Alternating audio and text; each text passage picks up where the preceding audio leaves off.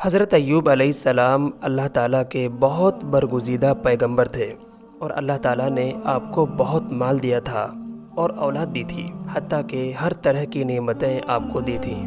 چنانچہ ایک دن شیطان اللہ تعالیٰ سے کہنے لگا کہ ان کی ساری عبادتیں اور ریاضتیں اس لیے ہیں کہ تو نے ان کو دنیا میں بہت مال و متاع دیا ہے، یہ تمام چیزیں ذرا لے کے دیکھ تو پھر پتہ چلے۔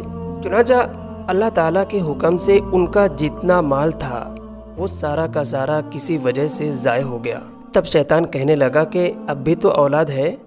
تب اللہ تعالیٰ کی طرف سے ان کی اولاد پر ایسی بیماری آئی کہ وہ ساری کی ساری ان کی آنکھوں کے سامنے فوت ہو گئی۔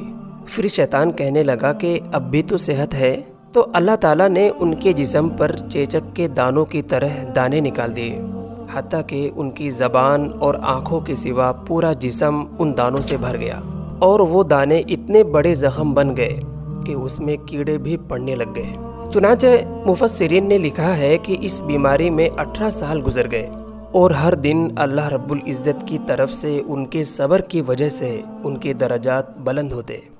اتنی بڑی بیماری کے باوجود حضرت ایوب علیہ السلام کی زبان سے شکوہ اور شکایت کی کوئی بات نہ نکلی، حتیٰ کہ اگر کوئی کیڑا جسم کے زخم سے گر جاتا تھا تو وہ اس کو بھی اٹھا کر واپس رکھ دیتے تھے، اور فرماتے کہ جب میرے جسم کو اللہ تعالیٰ نے تیری غذا بنایا ہے تو پھر تو نیچے کیوں گرتا ہے۔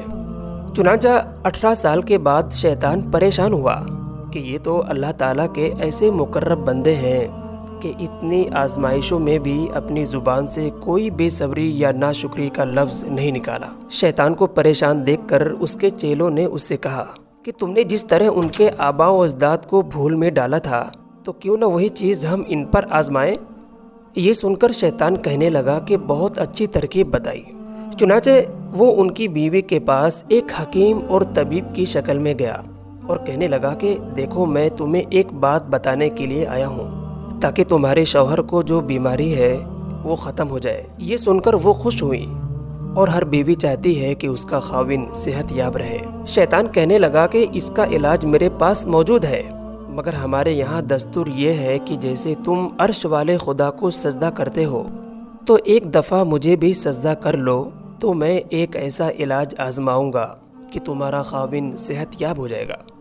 چنانچہ شیطان کی باتیں سن کر خاموش ہو گئی اور کہنے لگی کہ میں ان کے پاس جاؤں گی اور پوچھ کر بتاتی ہوں۔ مفسرین نے لکھا ہے کہ وہ آپ کے پاس آئیں اور آ کر پوچھا۔ ان کی باتیں سن کر حضرت ایوب علیہ السلام کو بڑا غصہ آیا اور فرمایا کہ تو نے اس وقت اس مردود کو کیوں نہ کہا کہ تو شیطان ہے؟ یہ کیوں کہا کہ میں پوچھ کر بتاؤں گی؟ اگر اللہ تعالیٰ نے مجھے صحت دے دی تو میں تجھے 100 کوڑے لگاؤں گا۔ تو نے اپنے ایمانی غیرت کا مظاہرہ کیوں نہ کیا اور ایسے شیطان مردود کو اسی وقت منہ پر جواب کیوں نہ دیا؟ چنانچہ آپ کا جواب سن کر شیطان اور نا امید ہو گیا، سوچنے لگا کہ 2-4 سال اور اسی طرح گزاریں تو ہو سکتا ہے کہ بیماری سے پریشان ہو جائے۔ ایک دن شیطان نے سنا کہ حضرت ایوب علیہ السلام اس طرح دعا مانگ رہے تھے کہ اے اللہ، میری زندگی کا جو وقت گزرا سو گزر گیا، جب یہ بیماری اور غم تیری ہی طرف سے ہے، تو اگر مجھے 100 سال کی زندگی بھی دے دے تو میں 100 سال بھی اس حال میں آپ کو فراموش نہیں کروں گا۔ جب شیطان نے یہ سنا تو کہنے لگا کہ واقعی یہ اللہ رب العزت کے وہ مقرب بندے ہیں کہ جن کے اوپر میرا کوئی داؤ نہیں چل سکتا۔ اس کے بعد اللہ تعالیٰ نے اپنے پیارے نبی کو صحت یاب بنا دیا، اور بیماری کی حالت میں بیوی کو جو کہا تھا کہ 100 کوڑے لگاؤں گا، لہٰذا اب بات بھی تو پوری کرنی تھی۔ لیکن اللہ تعالیٰ نے ان کی بیوی کے اوپر رحم کھایا اور حضرت ایوب علیہ السلام سے کہا کہ تم درخت کی چھوٹی چھوٹی ٹہنیاں مسواک کے برابر اکٹھی کر لو، اور اس طرح 100 ٹہنیاں باندھ کر ان کے جسم پر ایک مرتبہ مارو گے تو 100 کوڑے سمجھے جائیں گے۔ چنانچہ یہاں سے ایک بات نکلی کہ جب اللہ تعالیٰ کسی بندے کی غلطی اور کوتاہی کو معاف کرنا چاہتے ہیں تو اللہ تعالیٰ اس کا راستہ بھی بتا دیا کرتے ہیں۔ حدیث پاک میں آتا ہے کہ اللہ تعالیٰ جب کسی بندے کی بخشش کرنا چاہتے ہیں تو اس کے کرامن کاتبین یعنی جو فرشتے روزانہ نیکی اور برائی لکھتے ہیں تو ان میں سے نیکی کے فرشتے کو روزانہ بدلتے ہیں، مگر گناہ کے فرشتے کو نہیں بدلتے۔ گناہ کا وہی فرشتہ ہمیشہ رہتا ہے۔